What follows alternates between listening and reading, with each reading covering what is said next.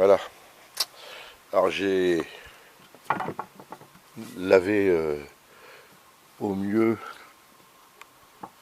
mon berceau pour trois raisons. La première, ben, j'aime pas qu'il y ait de la cochonnerie qui vienne se mettre entre les vis et les pièces, quoi. Sinon, ben, ça fait des boulons qui se desserrent. Ça, c'est la première raison. La deuxième, c'est pour vérifier qu'il n'y a aucune fissure nulle part. Et là, j'ai ce cil en bloc là qui est un peu, qui commence un peu à se déchirer, mais bon, je ne vais pas le changer. Hein, c'est encore propre. Donc première raison, pas de cochonnerie entre les pièces et les vis, quoi. La deuxième, c'est de vérifier qu'il n'y ait aucune fissure, aucune fissure qui puisse gêner, voilà. Et la troisième, c'est qu'il n'y ait aucune déformation. Vous voyez. Donc là, il y a une toute petite déformation, genre j'ai dû rouler, j'ai dû prendre une pierre, un truc comme ça, je sais pas quoi, ou un caillasse, ou non, c'est l'appui du cri, ça. C'est un endroit où j'ai dû m'appuyer avec le cri, là. Donc il y a une très très légère déformation ici. Alors moi je me souviens qu'il faut surveiller ces lignes-là. Voilà, il y a une ligne là comme ça, qui est normale, hein, ça fait une bosse, quoi, c'est la logique, hein, c'est là on est à plat et là on est en biais. Hein. Donc ça me permet de viser qu'il n'y ait aucune déformation nulle part. Voilà, celle-là, elle est normale aussi, vous voyez, elle est la même des deux côtés. Tout pareil. Il y a peut-être eu, là il y a un appui de cri là aussi. Là aussi. Et donc voilà, c'est juste de vérifier qu'il n'y a rien de cabossé, il n'y a rien d'abîmé et il n'y a rien de fissuré. Voilà. Pareil, hein, là, pour pas qu'il y ait de cochonnerie dedans. Enfin bref. Ça, c'est le pare-feu qui vient au-dessus de la crémaillère. J'ai refait la crémaillère, c'est bon, ça y est, c'est fait. Le support moteur. Alors là, j'ai une petite dédicace spéciale. Donc j'essaie de cadrer, hein, parce que en même temps que je parle, parce que j'ai regardé hier, je cause, mais je cadre pas bien les pièces. Alors ça, c'est spécial dédicace aux possesseurs de golf. Une petite dédicace. Il n'y a pas le moindre jeu dans la pièce, nulle part. J'ai pas le moindre jeu dans la sélection de vitesse. Vous voyez, ça bouge pas. Tout impeccable. Spécial dédicace aux possesseurs de Golf 3. Où le levier de vitesse prend du jeu du diable. Et ça marche plus, ça déconne, enfin bref. Ça, c'était mon outil pour nettoyer. Voilà.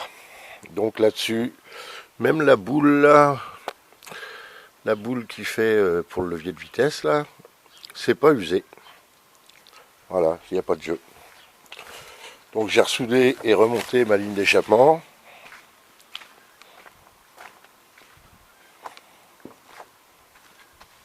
Voilà, j'ai remonté l'échappement avec la soudure, on la voit pas de là, mais enfin bref, hein. J'ai pas envie d'aller me coucher, j'ai reposé les cardans. J'ai refait la crémaillère, j'ai même refait le petit gousset, là j'ai réparé, j'ai rafistolé ça comme je pouvais, là le petit gousset orange là, qui protège le vérin. Tout. Mais voilà, comme ça demain j'ai plus qu'à remonter mon berceau et ça sera fini pour le. Ça sera fini pour le train avant. Voilà. J'ai pas mis les écrous, hein, parce que quand je vais mettre les triangles, il se peut que je tire un peu là-dessus. Et j'ai pas envie de démancher les cardans, parce que le problème, c'est vraiment, c'est tu démanches le cardan, tu fais tomber un roulement, et hop, et ça fait cloc, cloc, cloc, et tu comprends pas pourquoi. Donc faut faire attention.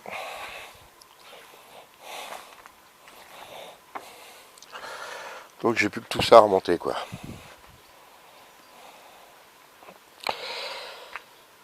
Ben, ça va être tout, hein.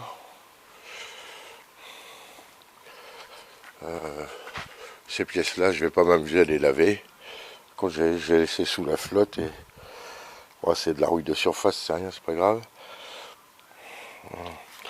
Mes deux vis de fixation de crémaillère, les écrous des triangles de suspension là qui vont là, comme ça. Pareil, je filme, je cadre. Voilà. Parce que hier, je regardais, j'expliquais et tout, et puis j'arrivais pas à cadrer les pièces. Parce que je parle, je tiens les pièces d'un coup, puis on est très vite hors cadre. Même, hein, il n'a pas de... Même là, avec le zoom au minimum, hein, je cadre pas grand chose, quoi. Voilà. Ah, la lumière reste allumée par ici.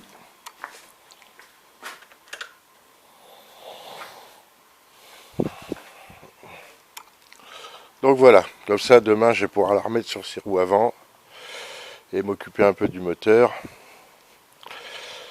Je vais peut-être pas la remettre sur les roues, je vais peut-être la laisser sur les chandelles pour m'occuper du moteur. Comme ça je suis plus à hauteur pour travailler, ça sera plus sympa. J'aurai moins à me pencher, ouais carrément.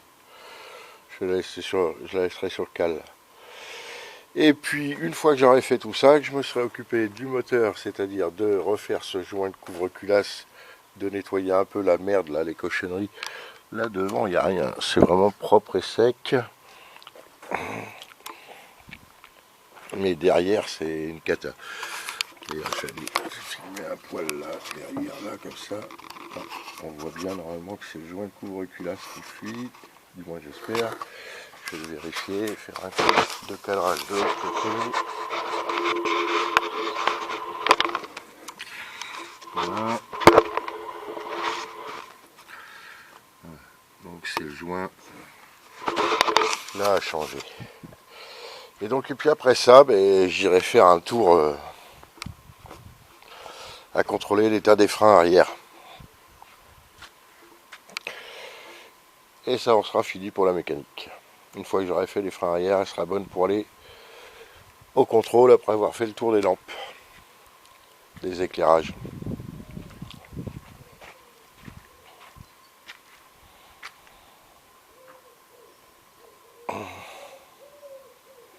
Ah, il y a ce trou dans la carrosserie là qui m'énerve. Ça, c'est j'ai tracté un gars pour démarrer une voiture et puis mais cette andouille, il a freiné, la sangle a pété et la boucle elle est venue me péter le. Je lui ai jamais dit de freiner, hein, surtout. Je lui avais même dit de pas freiner, surtout.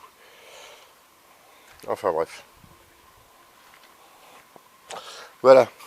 Donc demain, je remonte le berceau et ça en sera terminé. Allez, bonne soirée.